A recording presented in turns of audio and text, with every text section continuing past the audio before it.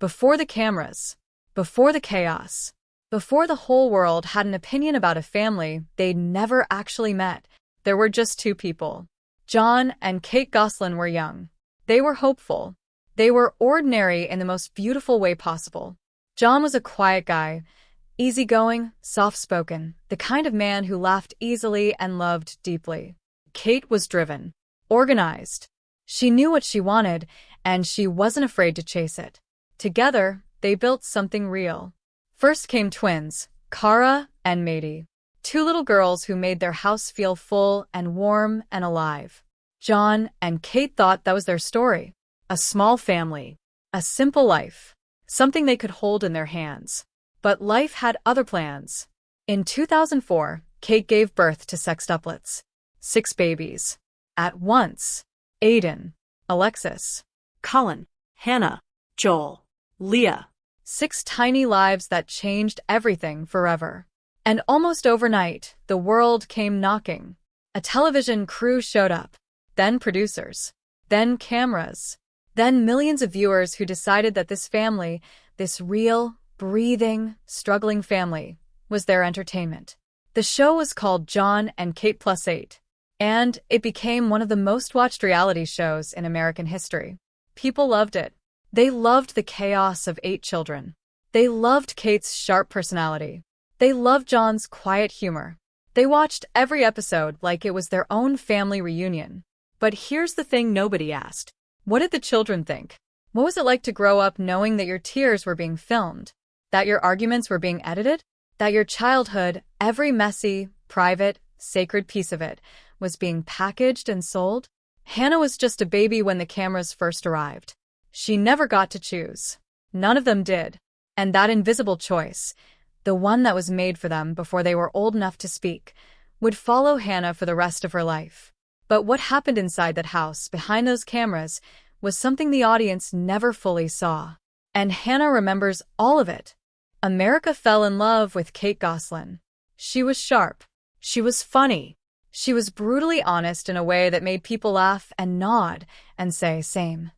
On screen, she was a supermom, exhausted, yes, but always in control. Always managing. Always holding everything together. The audience adored her. But the camera only shows what it's pointed at. People who worked on the show began speaking, quietly at first, then louder, about a Kate they never saw on television. Former producers described a household that ran on tension. Strict rules. Schedules, so tight they left no room for a child to just be a child. Nannies came and went. Some didn't last more than a few weeks. And the children? Former crew members described kids who were anxious. Obedient in a way that felt less like love and more like fear. Little ones who looked over their shoulders before they laughed too loud.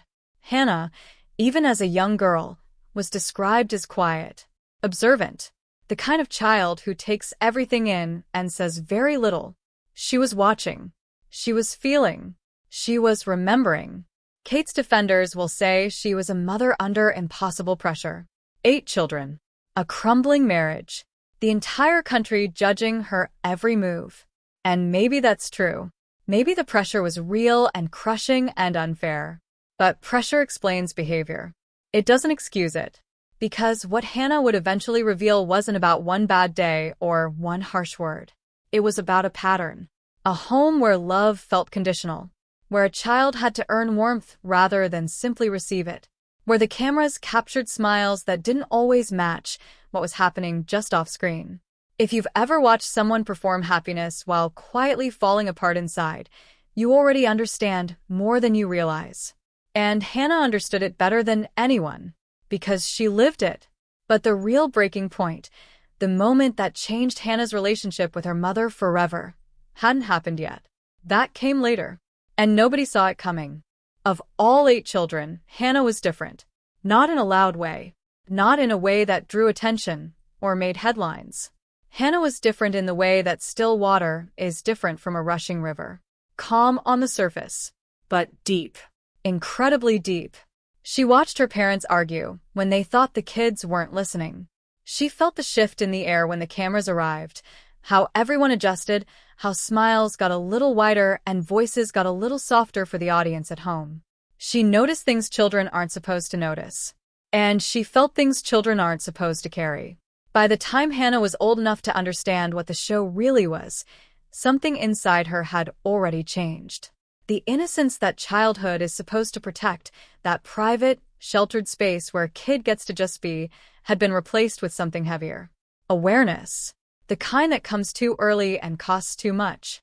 When Jon and Kate's marriage finally collapsed, publicly, painfully, in front of millions, Hannah was still just a child.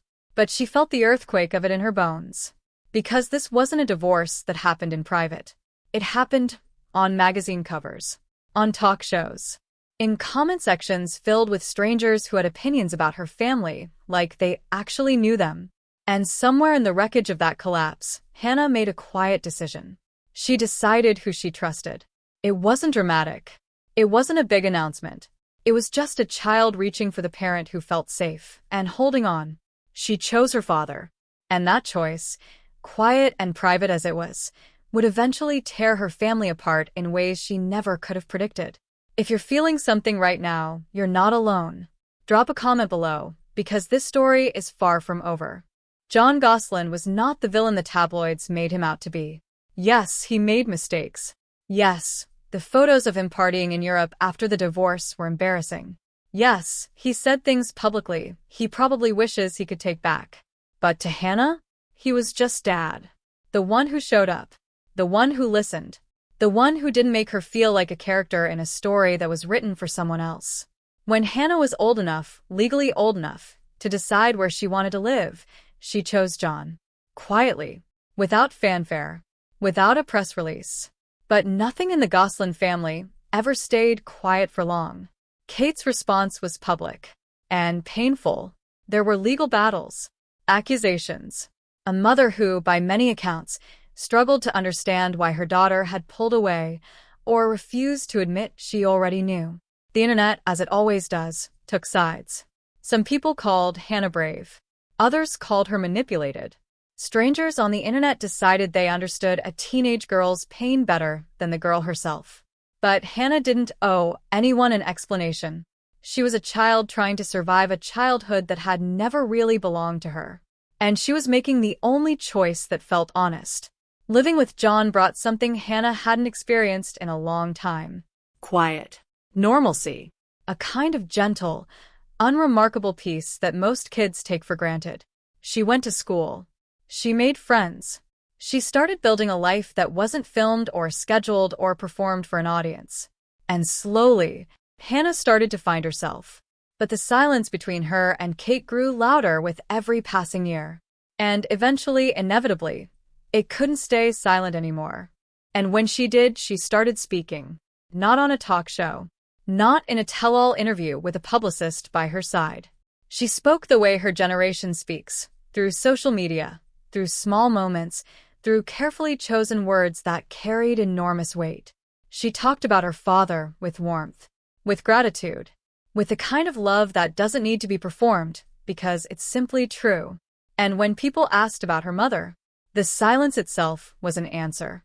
But then came the moments that the internet couldn't ignore. Comments. Posts. Quiet but unmistakable signals from a young woman who had finally decided she was done protecting a version of her childhood that had never been real.